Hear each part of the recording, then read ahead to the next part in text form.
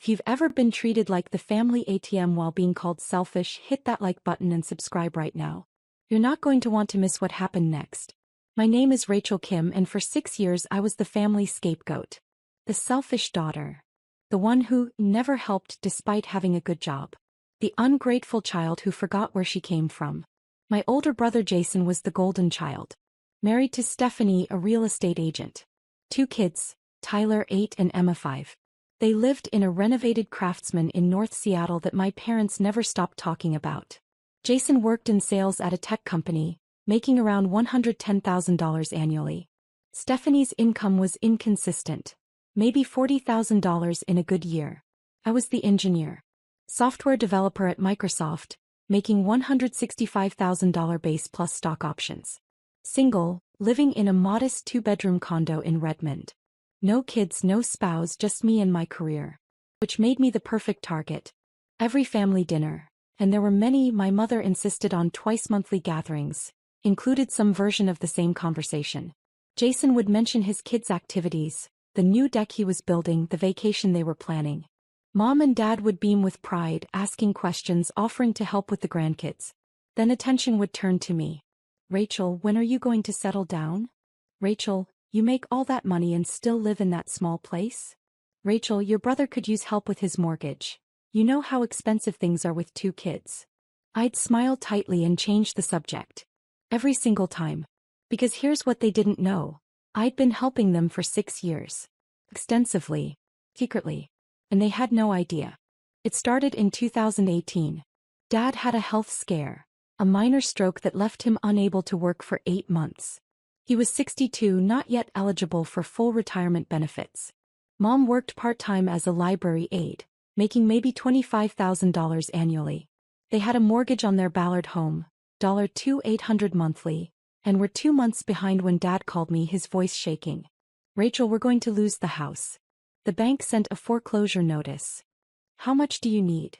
$5,600 to catch up. And we still don't know how we'll make next month's payment. I didn't hesitate.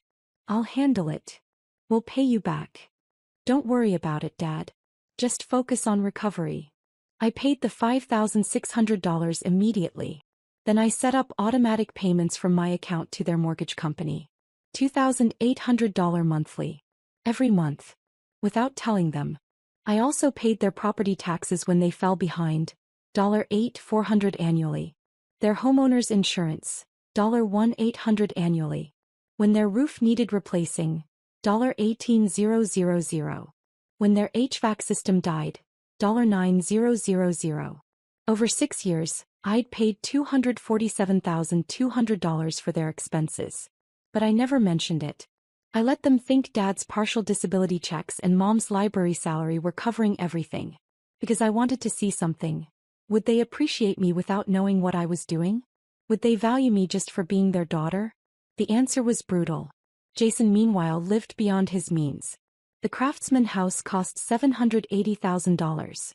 Purchased in 2017 with a mortgage they could barely afford. The new deck, the annual Hawaii vacations, the $60,000 SUV, Tyler's private soccer league, Emma's gymnastics. All of it was financed by credit cards and home equity loans. My parents praised his success constantly. Jason's doing so well, Mom would say. Providing such a beautiful life for his family. Meanwhile, Jason would make snide comments about my lifestyle. Must be nice having all that money and no responsibilities, he'd say, his tone just friendly enough to avoid being called out.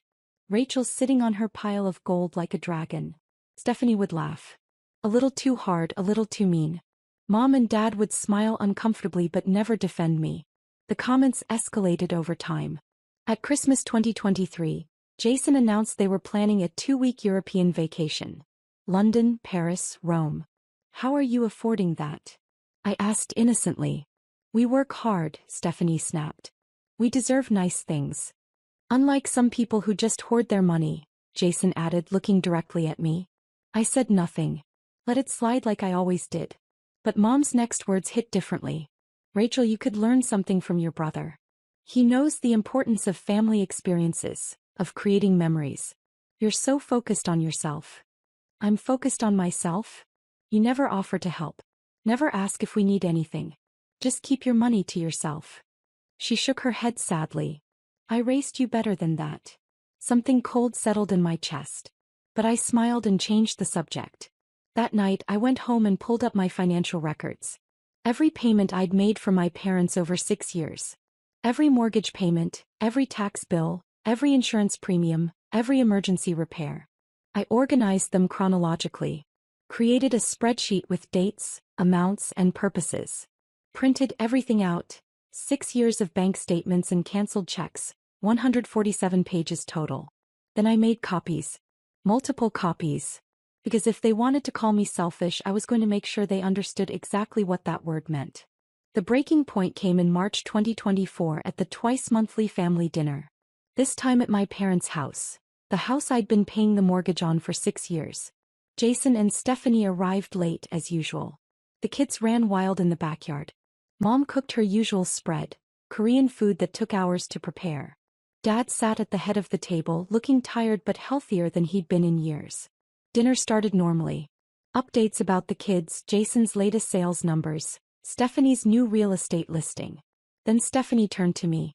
Rachel, we need to talk about something. Okay. Jason's company is doing layoffs. He might lose his job in the next quarter. My stomach dropped. I'm sorry, Jason. That's terrible. We're going to need help, Jason said, not looking at me. The mortgage, the bills were stretched thin. How can I help? Money, obviously, Stephanie said, her tone sharp. You make way more than us and have no expenses. We need about $5,000 a month until Jason finds something new. $5,000 a month? Is that a problem?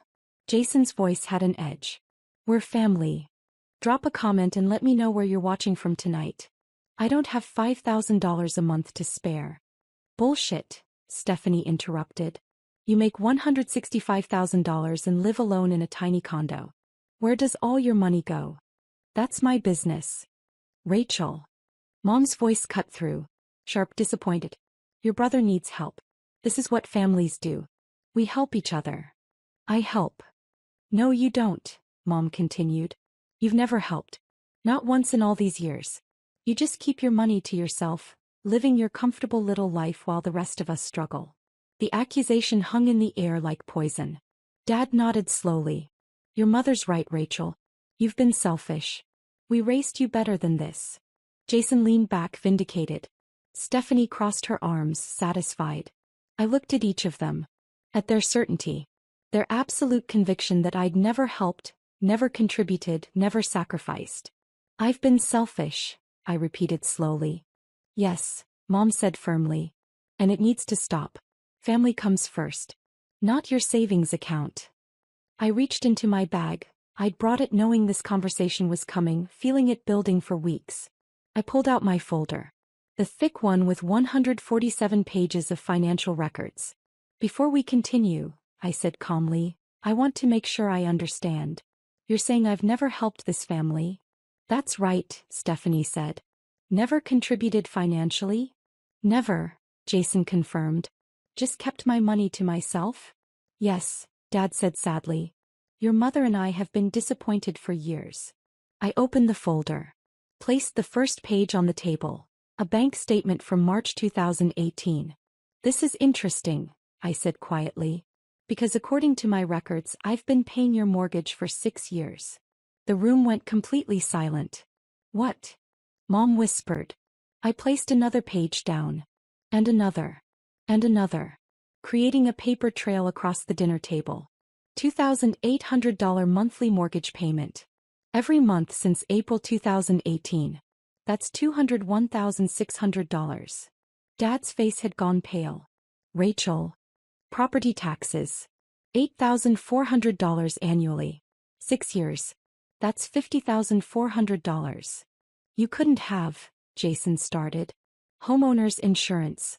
$1,800 annually. 6 years. That's $10,800. I kept placing pages. Kept listing numbers. New roof in 2019. $18,000. HVAC replacement in 2021. $9,000.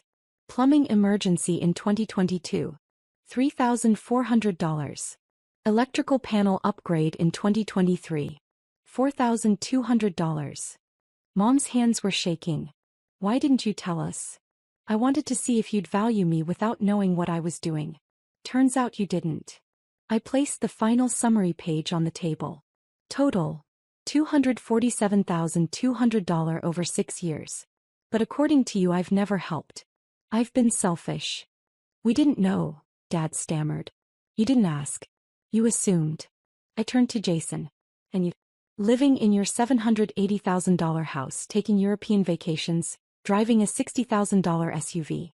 Calling me a dragon sitting on gold. Do you know why I don't have $5,000 a month to spare? Because I've been paying Mom and Dad's mortgage so they wouldn't lose their home. Jason's face had gone red. You should have told us. Why? So you could ask for more. I pulled out another document. Speaking of which, there's something else we need to discuss. This document was different. Thicker. With an official bank logo. 3 months ago, I requested a full accounting of Mom and Dad's mortgage. Wanted to make sure my payments were being applied correctly. I slid it to the center of the table. That's when I discovered something interesting. Dad reached for the document with trembling hands. In 2020, someone took out a home equity line of credit against Mom and Dad's house. $85,000. Then another one in 2022. $104,000. Total, $189,000 in loans secured by their property. That's not, Mom started. The applications were submitted digitally. Using Dad's name, his social security number, his income information. The money was transferred to an account at a different bank. I pulled out another page. An account registered to Jason and Stephanie Kim.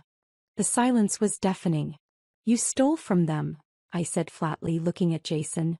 You took out loans in Dad's name, using his identity, and pocketed the money. I didn't steal, Jason's voice cracked. I borrowed. I was going to pay it back. With what money? You can't even pay your own mortgage. Dad said I could use his information. No, I didn't, Dad said, his voice hollow. I never said that. I didn't even know about these loans. Stephanie's face had gone white. Jason told me you approved it. I didn't approve anything. Dad's voice rose, something breaking in it. Rachel's been paying our mortgage. How could I approve loans when I didn't even know the mortgage was being paid? Because you had access to their computer, I said coldly. Their passwords. Their personal information. You've been in this house twice a week for years. You knew they weren't paying attention to their finances because Dad's been recovering and Mom's been overwhelmed. So you committed identity theft and fraud. This is ridiculous. Jason stood up abruptly. Sit down, Jason, a new voice said from the doorway. We all turned. 2 men stood there. One in his 50s wearing a suit, one younger with a badge clipped to his belt. I'm Detective Mark Rivera with the Seattle Police Department Financial Crimes Unit, the younger man said. This is Robert Chen from Pacific Northwest Bank's Fraud Investigation Department. What is this? Stephanie demanded. Rachel contacted us 3 weeks ago, Detective Rivera said, walking into the dining room. She provided documentation of identity theft and loan fraud involving her parents. We've spent the past 3 weeks verifying her evidence. Robert Chen stepped forward, looking at my parents. Mr. and Mrs. Kim, I need to confirm.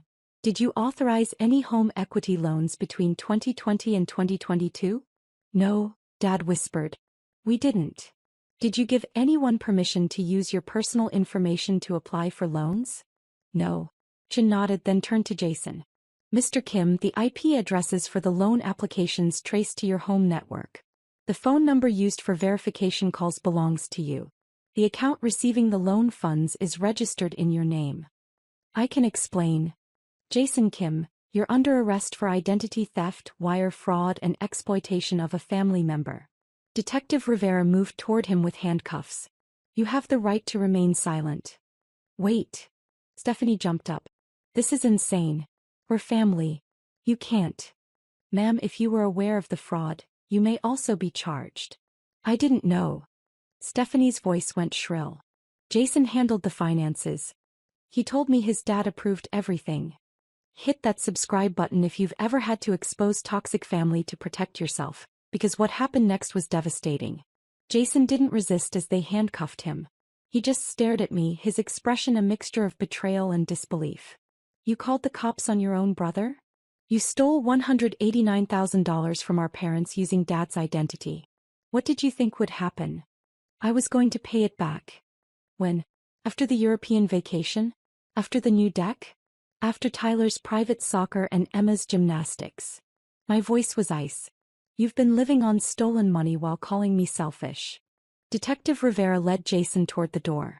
Stephanie was crying now, mascara streaming down her face. What about the kids?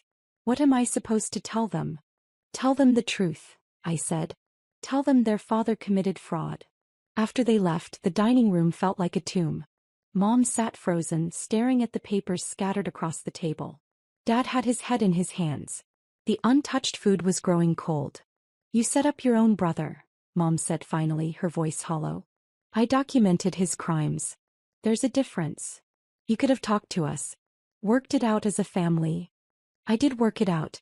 I've been working it out for 6 years by paying your mortgage while Jason stole from you. I stood up, gathering my folder. But you still called me selfish. Still praised him while dismissing me. Still demanded I give more while he took everything. We didn't know. That's the problem, Mom. You didn't know because you never looked. Never asked. Never cared enough to understand what I was actually doing.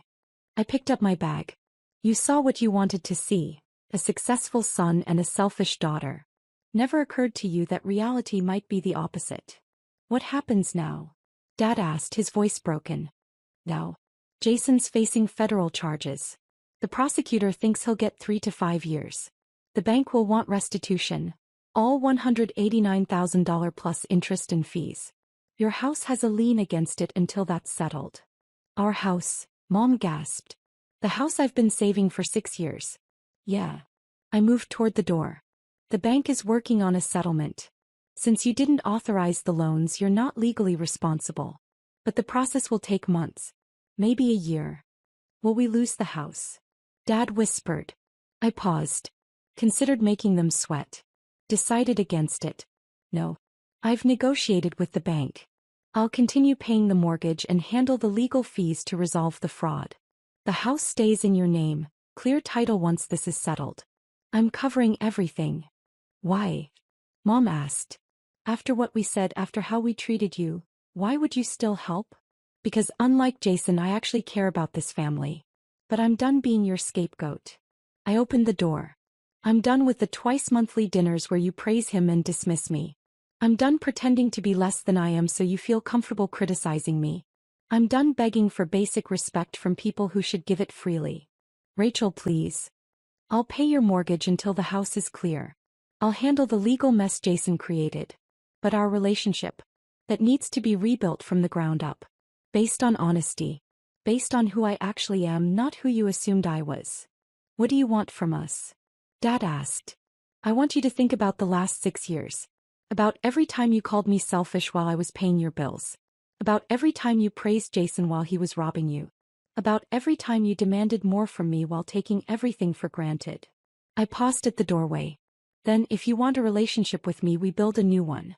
One where I'm not the family ATM or the convenient scapegoat. I left them sitting at the table, surrounded by 147 pages of evidence that their selfish daughter had been their salvation all along. The immediate aftermath was catastrophic for Jason and Stephanie. The arrest made the local news. Seattle tech worker charged with family fraud. Jason's company fired him immediately, not just because of the pending layoffs, but because identity theft was a termination-worthy offense. Stephanie's real estate license was suspended pending investigation. Washington state takes fraud seriously, even when you're not the primary perpetrator. Their income dropped to zero overnight. The Craftsman house went on the market within 2 weeks. They needed money desperately. For Jason's legal defense for basic living expenses for the kids. It sold in 9 days for $765,000, barely enough to cover their mortgage, the home equity loan they'd taken out themselves, not the fraudulent ones, and the credit card debt. After everything was settled, they cleared maybe $40,000. Half went to Jason's attorney retainer. The rest disappeared into living expenses within 3 months. They moved into a rental, a 3-bedroom apartment in Renton, a significant downgrade from their Craftsman showcase. Tyler had to leave his private soccer league. Emma's gymnastics ended. The European vacation was cancelled. Deposits lost. Stephanie's parents took the kids for weeks at a time while Jason dealt with court appearances and Stephanie scrambled to find work. Any work, since her real estate career was dead. Jason called me once, 6 weeks after his arrest. I almost didn't answer. Rachel, please. We need help. The kids are asking why we had to move, why Daddy's always at court. What do you want me to say, Jason? I'm sorry. I fucked up. I know that. But Tyler and Emma don't deserve to suffer for my mistakes. You should have thought about them before committing fraud. I did it for them. To give them a good life, to provide experiences. You did it for yourself, I interrupted. To maintain an image you couldn't afford. To look successful. And you blamed me for your failures. I was wrong. Yes, you were. You called me a dragon sitting on gold. Told me I was selfish. Convinced our parents I never helped. And the entire time I was paying their mortgage while you were robbing them. I paused. Do you have any idea how much that hurt? Silence on his end. I watched you get praised for 6 years. Watched Mom and Dad beam with pride at your success while dismissing my career as if it didn't matter. And when they needed help, when they were about to lose their house, I stepped up silently because I loved them. Because that's what family actually means. Rachel. You don't get to call me now and ask for help. You made your choices. These are the consequences. What about Tyler and Emma? I've set up education accounts for both of them. $50,000 each, untouchable until they're 18. They'll have money for college that you can't steal or squander. Kept my voice level. That's for them, not you. Don't contact me again. I hung up. He took a plea deal 3 months later. 4 years in federal prison, full restitution of $189,000 plus $47,000 in interest and fees, and a permanent fraud conviction on his record. He'd never work in tech again, never get security clearance, never hold a professional license. His sentencing was in August. I didn't attend. My parents' reaction was more complicated. For the first month after the dinner they called constantly. Mom left tearful voicemails. Dad sent long emails explaining, justifying, apologizing. I responded to none of them. I continued paying their mortgage. Handled the legal proceedings to clear the fraudulent loans from their property. Paid for the attorney who represented them in the fraud case. But I didn't visit. Didn't call. Didn't attend any family gatherings. In May, 2 months after the explosion, Mom showed up at my condo. I saw her through the security camera, standing at my door looking older and smaller than I remembered. I considered not answering. But I opened the door. Rachel, please. We need to talk. I let her in. I said nothing. We sat at my small dining table. The one Jason had mocked as sad, compared to his custom-built farmhouse table, and the silence stretched between us like a chasm. Your father and I have been in therapy, Mom said finally. Processing what happened. Understanding our role in it. Okay. We enabled Jason. For years. We saw his spending and never questioned it. We praised his lifestyle without asking how he afforded it. We wanted so badly for him to be successful that we ignored the warning signs. And me. We took you for granted. Her voice cracked. We assumed you were fine because you seemed fine. You had a good job, a stable life. You didn't ask for anything. So we thought you didn't need anything. I needed respect. I needed to be seen. I know that now. Tears were forming. We treated you like an ATM and a scapegoat. We praised Jason's performance while dismissing your actual accomplishments. We demanded more from you while expecting less from him. Why? Because he was louder. More visible. He made us feel like successful parents with his big house and his kids and his lifestyle. You were quiet. Independent. You didn't need us, so we convinced ourselves you didn't want us either. I said nothing. Let her sit with that truth. I don't expect forgiveness, Mom continued. I don't deserve it. But I want you to know I see what we did. I see what you did for us. And I'm ashamed. Deeply, horribly ashamed. 6 years, I said quietly. 6 years I paid your bills. Saved your house. Covered your emergencies. And you called me selfish. Do you understand how much that hurt? I do now. Do you? Because it wasn't just the money. It was the complete dismissal. The assumption that I didn't care, that I wasn't contributing, that I was just hoarding my success while you all struggled. when the reality was the opposite. I know. And when Jason needed help, you immediately demanded I provide it. No question about whether I could afford it. No acknowledgement of what I might already be doing. Just an assumption that I owed him, owed you, owed everyone everything while getting nothing in return. Not even basic respect. Mom was crying fully now. What do you want from me, Rachel? What would make this right? I want you to understand that you can't undo 6 years of damage with one apology. I want you to recognize that I needed a mother, not a critic. I needed support, not demands. I needed to be seen as a person, not a resource. I paused. And I want you to understand that I'm not willing to go back to the way things were. What does that mean? It means no more twice-monthly dinners where I'm expected to perform.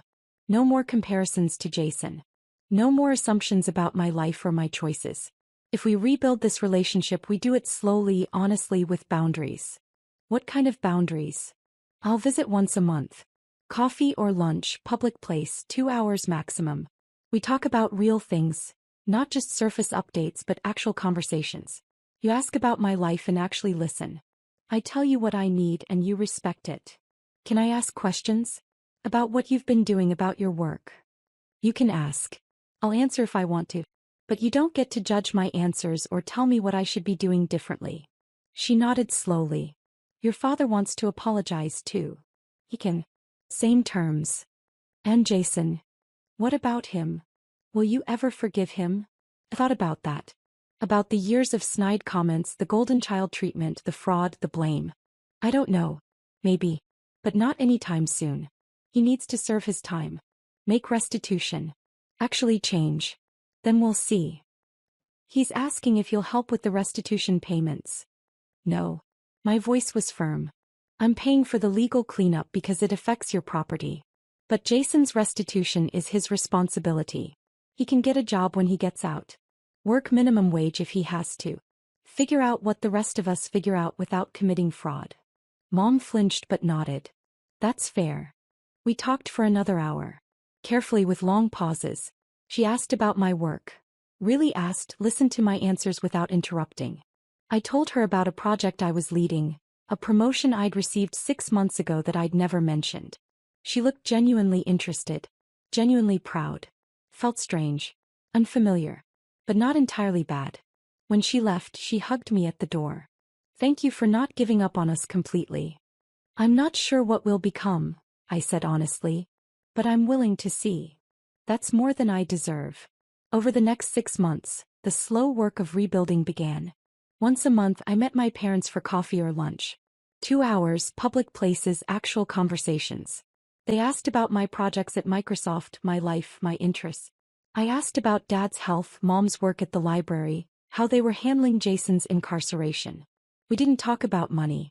Didn't mention the mortgage payments I continued making. It just happened in the background, acknowledged but not discussed. Dad struggled more with the situation.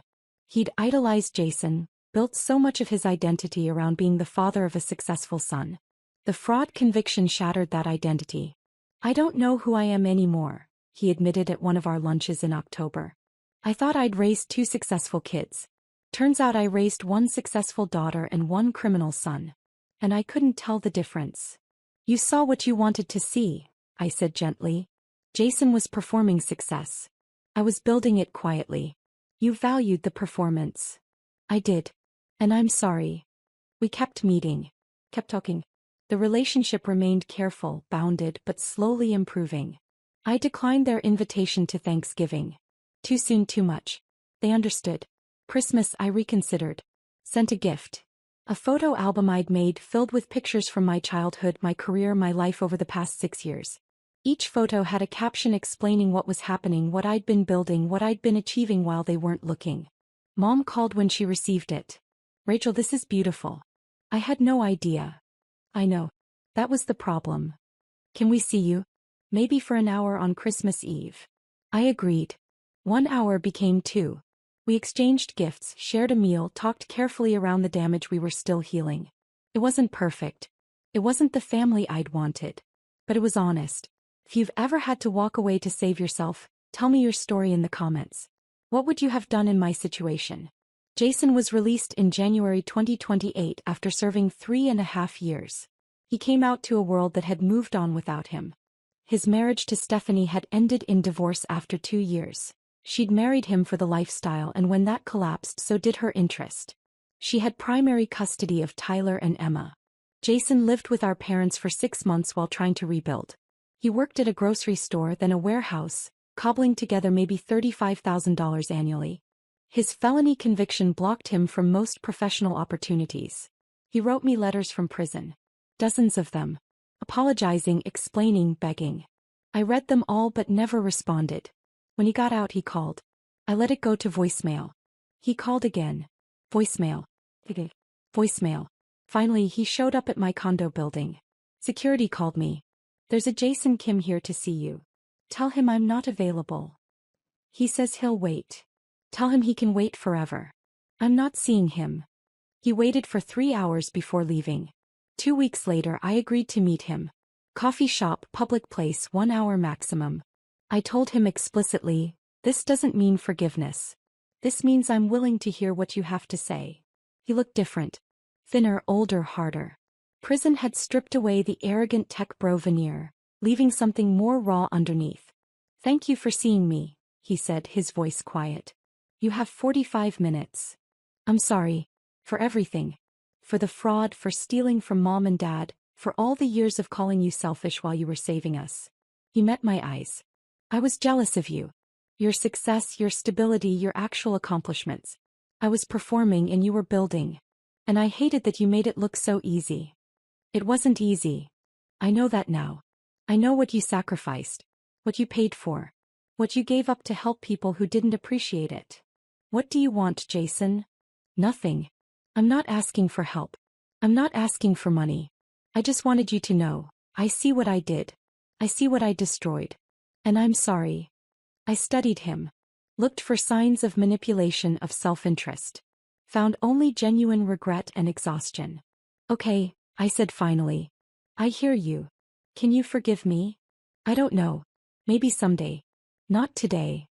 That's fair. He stood to leave. For what it's worth, Tyler asks about you. He remembers you used to bring him books, play games with him. He doesn't understand why you don't come around anymore. That hit harder than I expected. Tyler's 11 now? 12. Emma's 9. They're good kids.